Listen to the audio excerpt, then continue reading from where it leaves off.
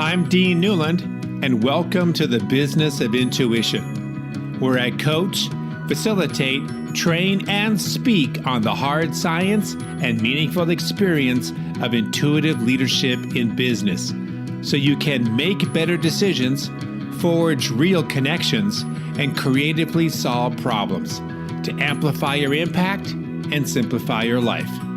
Welcome to the Business of Intuition. My next interview on the Business of Intuition is a popular topic these days, which is AI, ChatGPT, generative learning, etc. But this has got a slightly different take. I'm going to leave you with a question I asked my guest, which I thought he did a great job answering at the very end of this interview.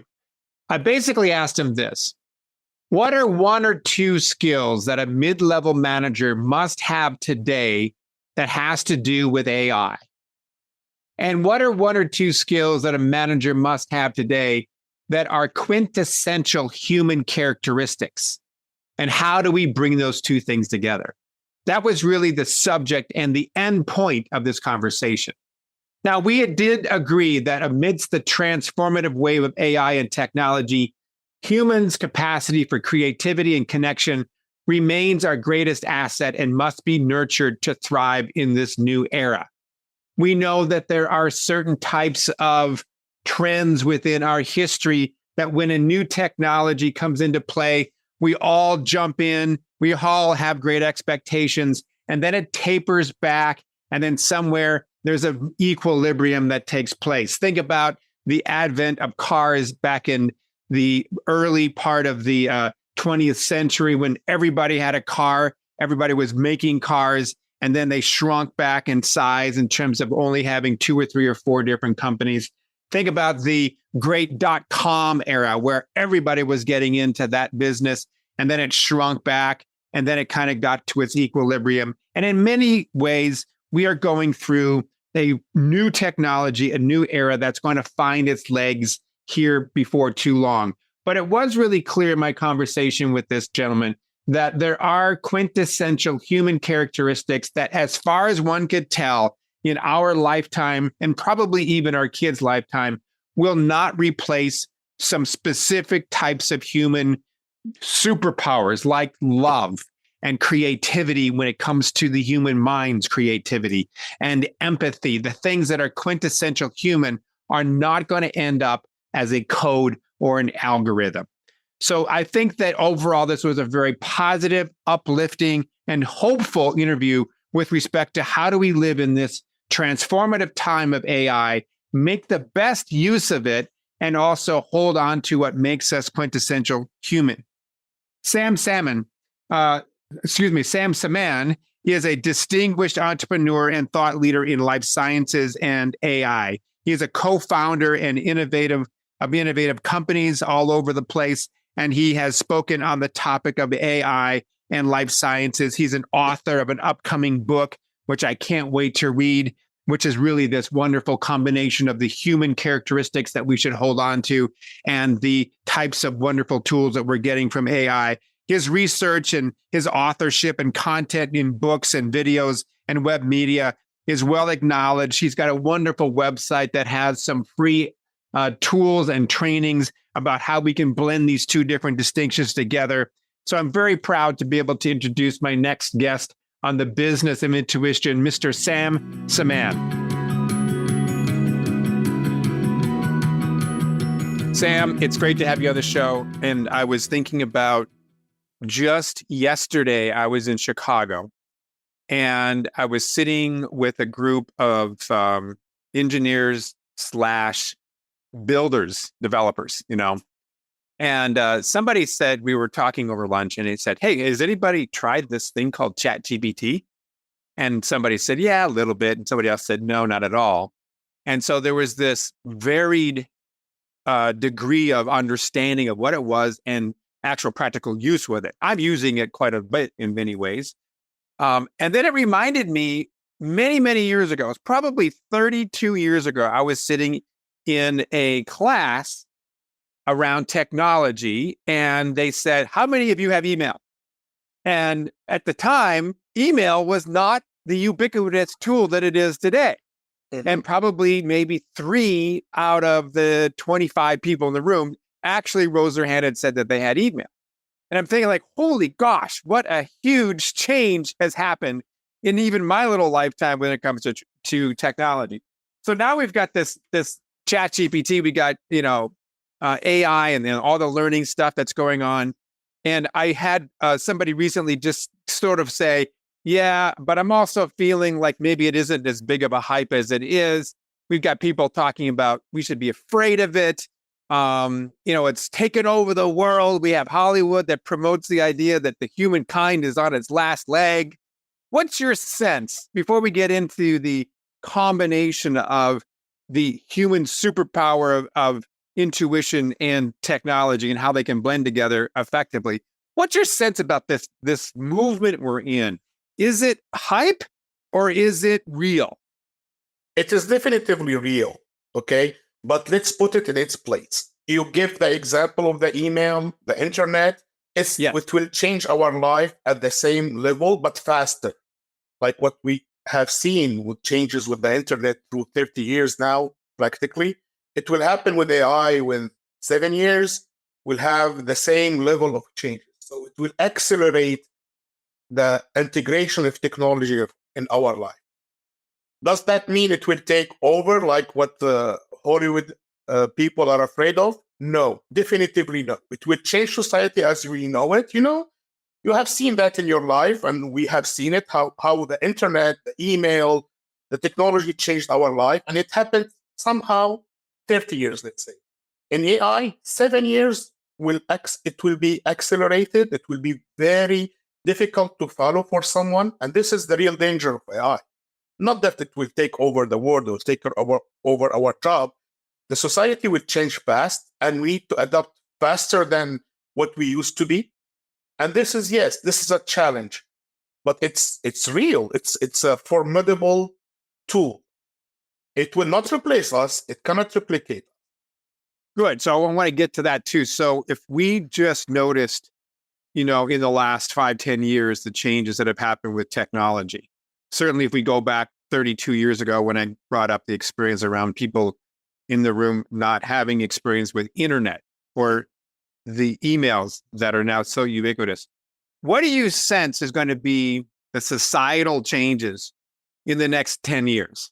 What will be something that today is new and fresh and in the future is going to be like we don't even think about it? I think the major things, it will be in robotics, especially like autonomous car. Jobs like delivery maybe will disappear, and that's fast. I'm telling you, within 10 years, maybe the idea that someone can get a job delivery would be maybe done, not here anymore. Robotaxi is coming. Okay, drone delivery for packages is coming. This is nearby. We are not talking far. But more than that, basic office assistant jobs may disappear.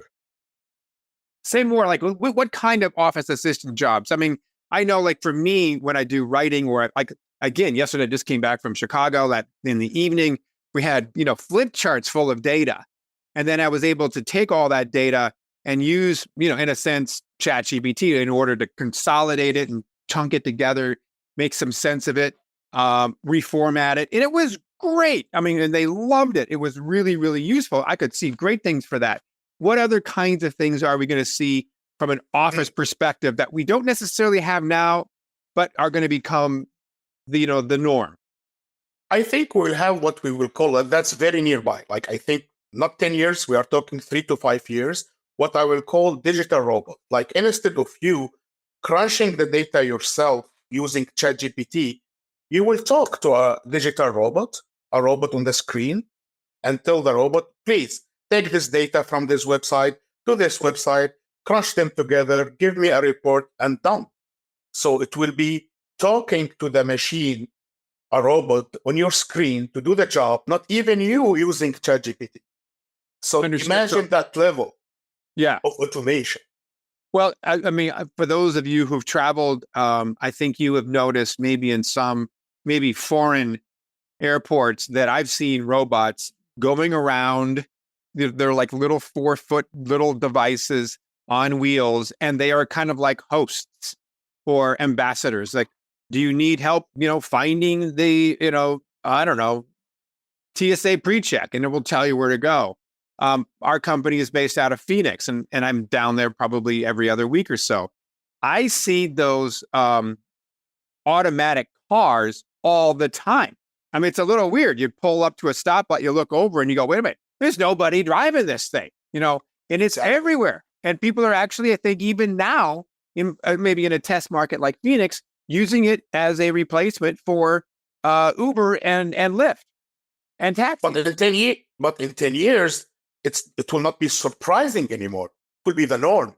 It'll be the norm. Maybe weird to find someone who is still driving a taxi as a human in 10 years. Going back to your example of the host, imagine this host that you have seen in the airport guiding you somewhere have ChatGPT as a brain. And I'm not going farther because ChatGPT is the beginning. In 5 years, we'll have, I don't know, generation 10 maybe of it. That will be much more impressive. Right. But imagine the current one. Just put ChatGPT on it and you are interacting with it. It can do a lot. All this kind of basic jobs will disappear. What I think will happen, will be forced to come back to our human intelligence, because what's impressive is not that the machine became human-like. What's impressive is how human have become like machine in the last 50 years, doing things that are repetitive without thinking. So somehow technology now will give us back our human intelligence. We will be forced to be creative, to use things that machine cannot do. So repetitive jobs will be gone and we'll be back to being creative and maybe enjoying work in a different level. I'm optimistic about it. All right, I love your perspective on that. Before we get to the optimism side, let me explore the concern side a little bit. And I've actually had conversations with others on this podcast, and I sort of found a very long word called reverse anthropomorphizing, which is, I don't even know it's a word, but I just made it up, right? But basically, it's exactly what you said. We begin to act like robots. Like now that we can go into a Google search and ask for something, we get a response back in 0.2 seconds. We now have transferred that expectation of speed to human beings. And so then there's a certain level of anxiety when we can't respond as quickly as maybe our technology could. And I think all this is so much subconscious. Do you feel like there's a certain sort of flabbiness, social flabbiness, social laziness, or intellectual laziness that maybe before we were better at, but today we just don't use that anymore? So I'm going on that the cup is half empty perspective on this whole thing, right? So we didn't have to think about what my opening paragraph was going to be for this blog. I actually can take a bunch of data and have ChatGPT do 60% of that for me. Am I losing the ability to think in some aspects because I'm giving it to technology to do it? And is that reducing the human experience? Is that part of what makes us human, is our ability to use our own creative thinking? And it might have been difficult. God, who wants to write something then when you got a writer's block? But boy, when you finally got it, you had ownership, you loved it, you feel pride. It was your own voice. You weren't, you know what I mean? Help me out with this. Is there some danger to that? It's the real dangers of AI. I will tell you there is two I identify myself as real danger. The one, I have given it a term. I call it the obesity of the brain. Obesity of the brain? Yes, because I compare it to the Industrial Revolution. Industrial Revolution has given us obesity because we don't move as before. We don't do muscular work like before. So somehow, I'm talking about the society. I'm not talking about individual. We become somehow more obese. And the danger of AI is the machine can do a lot of now the work that was exclusive for our brain. So we can be in that trap and ask the machine to do everything. And by the way, it would be very bad. Why? Because the machine has no creativity. The way it's built, you give it some text and it will give you something similar to that text. So no creativity at all. It's recycling of the learning text that we give to the machine. So going back, yes, it's a real danger, and we need to be aware of it. The first step to combat it is really to promote and flourish how to use these tools to amplify our creativity and not to go trapped by what I call obesity of the brain. That means let ChatGPT do everything. And by the way, I tried both. I tried asking ChatGPT to do everything, writing an article, and using our creativity, and then ask ChatGPT to improve it or help it in a way that our creativity is the essence. And it's a big difference. So it's a great tool. The other thing you mentioned, and it's a real danger, is mental problems. Because if we start competing with the machine, and for a while, our brain power was our pride, suddenly some people will feel intimidated. This machine can run 24 hours, 7 days a week. It can generate always something. Sometimes we are tired. We cannot generate, let's call it intellectual production, right? The machine will never be tired.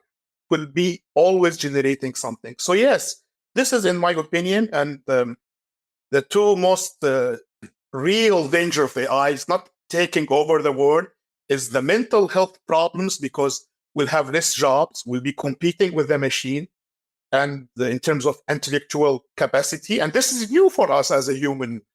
Yeah, it is. It is. Okay. It reminds me when my brother-in-law, when we were little tykes and we would fight and try to get attention and so forth. And he would finally say, that's it. He would kick us out. And he said, don't come back until dinner. We're in a new neighborhood, a new part of Minneapolis. And I remember standing going well, hell, now what?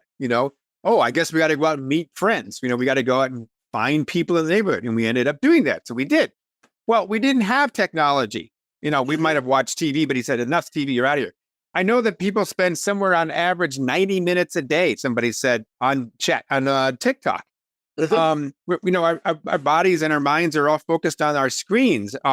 There's an interesting book by a guy named Vivek Murthy, who is our current Surgeon General, called Together. And he's studying, loneliness as a real social issue, not obesity, like some Surgeon Generals may have been using that as their pillar project. This is his. This is about loneliness and getting people to connect again.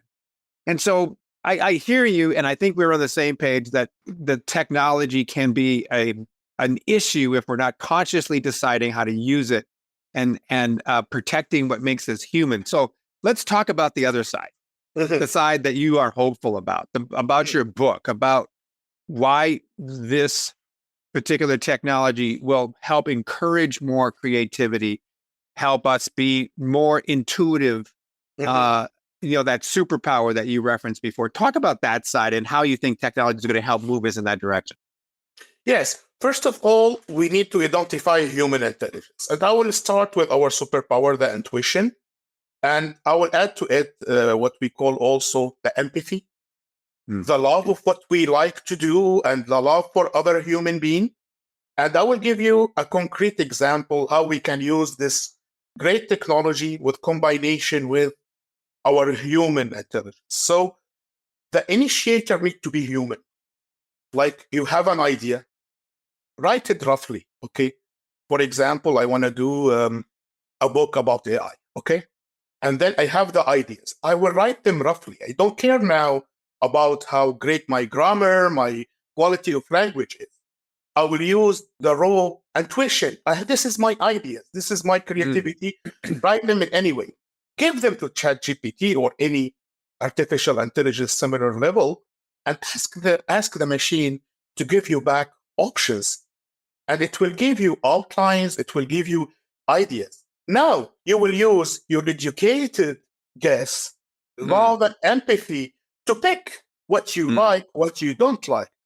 Don't be lazy. Don't say, okay, that's good enough. No, take big pick and then ask the machine to refine it again in a loop.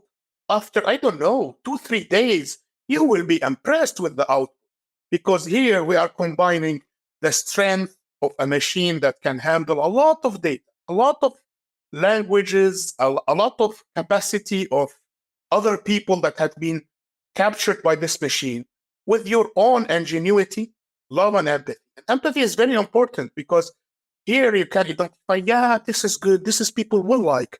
This is people will love. Okay? The machine cannot know. But you, with your field, with educated guess, with all your experience, you will feel it like this quickly. Combining both, it will give us a book or a result that is much higher than the old times when we used to write on a paper and think and ask people and go back, it's the time thing. So suddenly in 3 days, we can produce ideas and information that we used to spend months and maybe years doing. This is what I call amplification of a human intelligence. And not going to amplification. Yeah, exactly. Augmentation. People also use the term. I like augmentation more because it's more human-wise rather than amplification that could be machine-wise. Yeah. So it's augmentation of our human intelligence to a level, in my opinion, that we never experienced in our history. So suddenly, if we use it wisely, but everywhere, here I have given you an example, but it could be used also to education. Could be used to make the teachers suddenly much more creative. They have an idea, they want to create a course. Again, the idea comes from them. They know their students, what they like, what they don't like, how they will react. Again, this is empathy because the machine will not know. Okay? So we will pick from the choices of ChatGPT what he think, this would make my student laugh. I will pick it. This will make them bored. Forget about it. I redo it in a loop with the machine until we have maybe a dream course that the teacher will never imagine doing it without ChatGPT or without artificial intelligence. I was just thinking about how our devices are becoming more and more like what you just said. I just bought it just came in the mail yesterday. It's like one of those Garmin watches, right? It's sort of, it's an Apple Watch, but it sounds like it's even more advanced than that. And I'm just opening it up out of the box and trying to figure it out, right? But I can see at some point that this would have ChatGPT and other types of tools and devices, not just monitoring my heart rate and my stress rate and, where I am in the world with the, GPS device. It's going to probably give me information and be almost like my traveling robot that comes with me. That I can use, in fact, and I could see that being really interesting. So I think that one of the things that you mentioned Hollywood earlier on, and then the fear that sometimes gets generated, and I get it. People are somehow innately fascinated by things that they're afraid of. And my dad, who was a reporter many times, he said, bloods and gore sells. So he realized that even in straight journalism, that those articles that were about murder and things that were pretty abhorrent got more attention than the good news story that was on the 13th page. But all that being said, is there real, can we say with certainty, at least in our lifetime, that we're not going to be able to code or create an algorithm for intuition or create an algorithm for love, whereby some of these human characteristics that are currently being seen as human and not technology based. I remember I was doing it on a whiteboard. I was like, what's a human characteristic these days? Like, isn't it interesting that we even have to have that conversation, right? Exactly. How do we separate the two? But if we were to create a list of those human characteristics, those superpowers you talk about, are they going to be at some point coded? Okay. The question, is it possible? Yes. Is it shortly or probably in the near future? The answer is no. But why? Nobody's talking about it even in research. Okay. There is no research right now, and I would like to love it, how to code love or how to code empathy or how to code intuition. And the real reason is because it's very, very difficult problem. Like, we don't know how to do it. It's not a question, okay, let's create an algorithm and finally this algorithm is slow and now we need to improve it. Okay. Yeah. No, we don't know.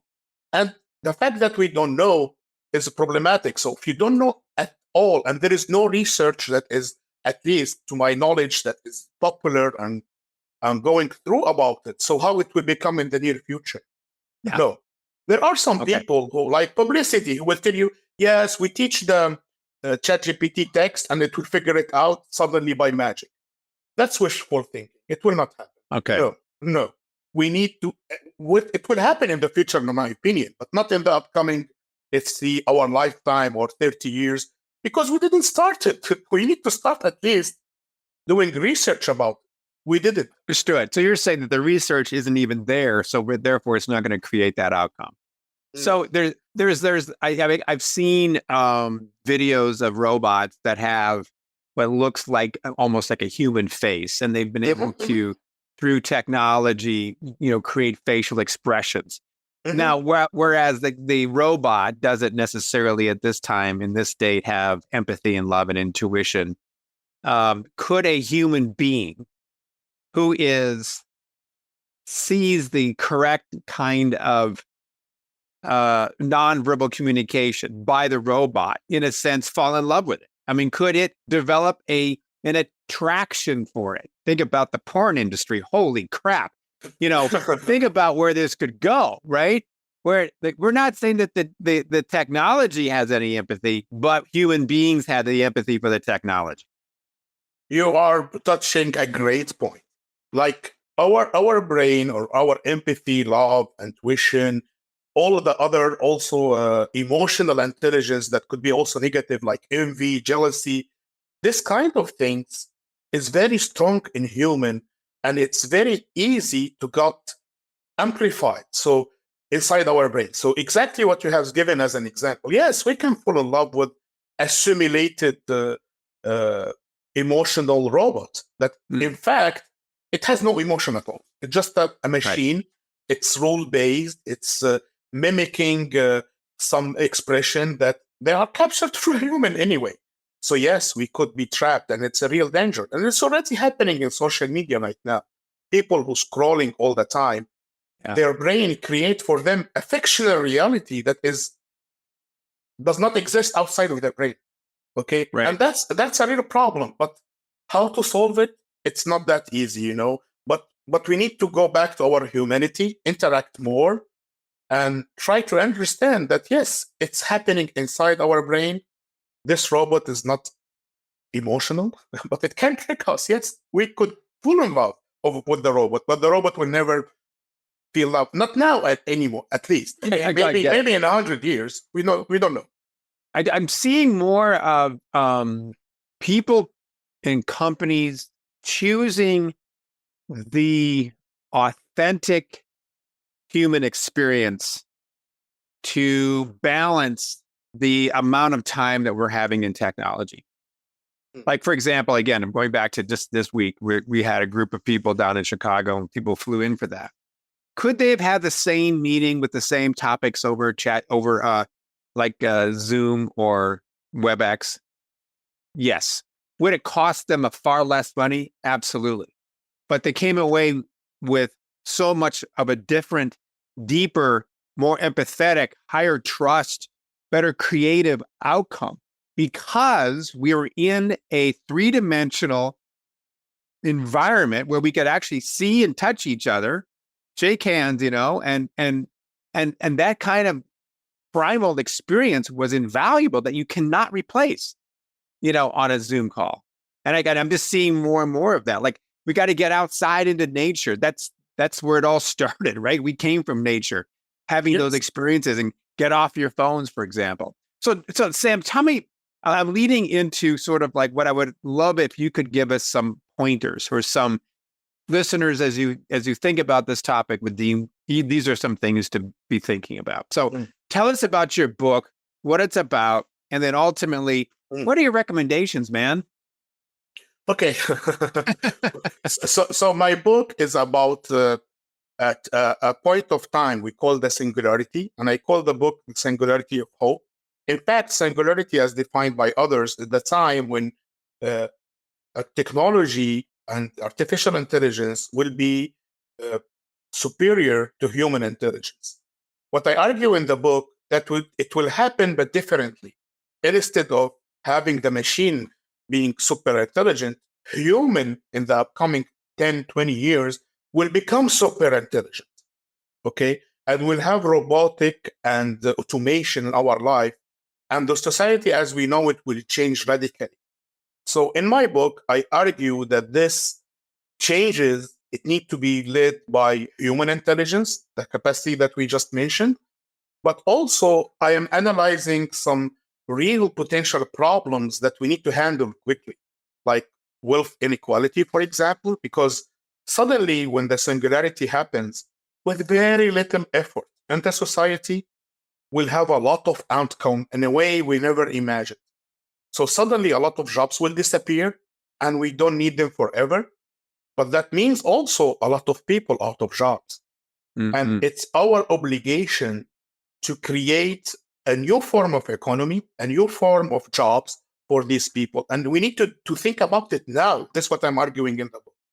Other things I'm arguing about in the book, I have a full chapter about mental health, and we mentioned it just a minute ago by coincidence. So yes, I argue about obesity of the brain. I argue about loneliness, about all the potential problems that this singularity will bring to us in terms of mental health challenge.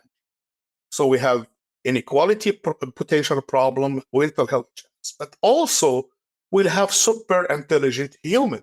And we need to embrace these changes, not to be afraid of them, cultivate in the next generation the intelligence of a human again, gaining back our humanity, teaching kids instead of knowledge accumulation like what we did in the past, empathy, intuition, and love. Again, going back to being human and give the machine what they do best, which is data processing, knowledge accumulation. So the book is really about going back to being a human, embracing these changes in a positive way.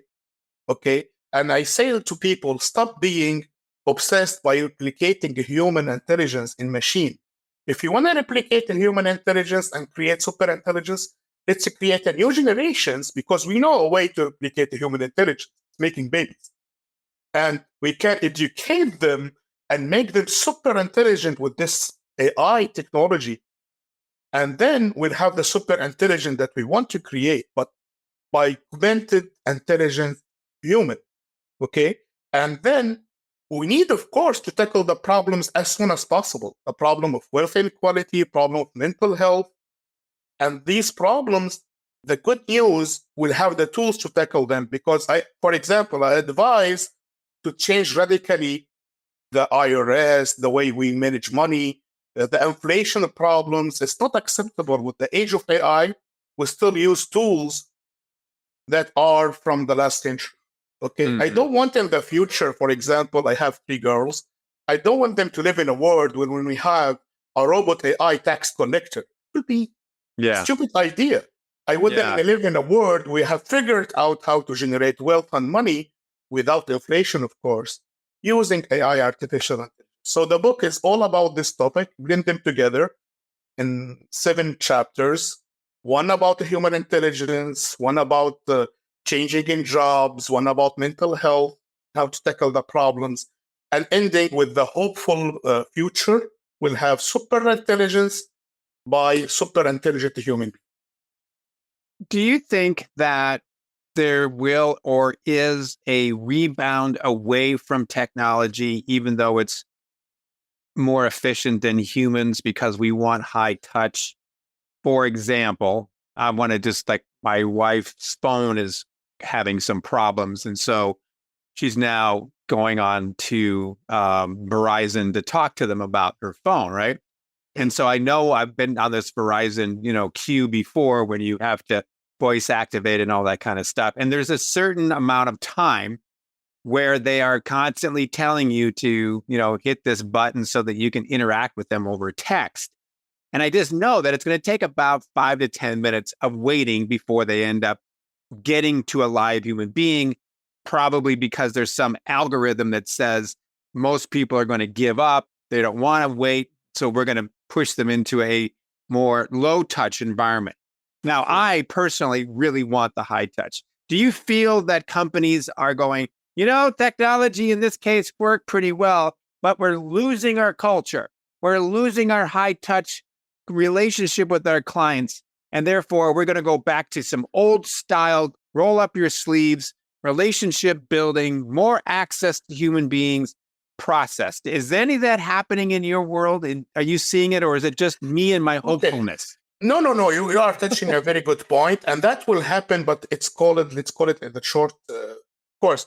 Let's go back to our own life experience. You remember in the 90s, we got a lot of hype about internet technology, email, how it changed the world. And suddenly in 2000, we got the bubble burst. Correct. We have been too much optimized, and we have a setback. But then, if you look forward, what happens? The technology catches back again, and it's triumph. Yeah, exactly.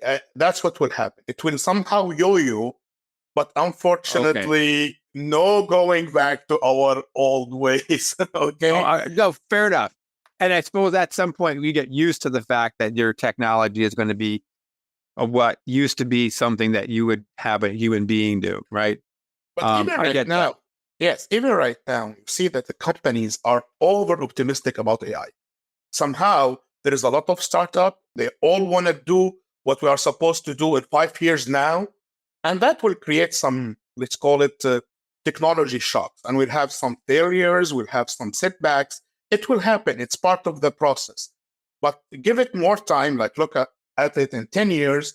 No, technology will triumph. We'll finish by having our robots. So we'll have friends that will walk hand in hand toward our future. That will happen. That's a great point about history repeating itself. I think like the gold rush, 1880s, everybody said, let's go and get wealthy, and only a few people did. And then we had the advent of the cars in 1908 when the first one came out.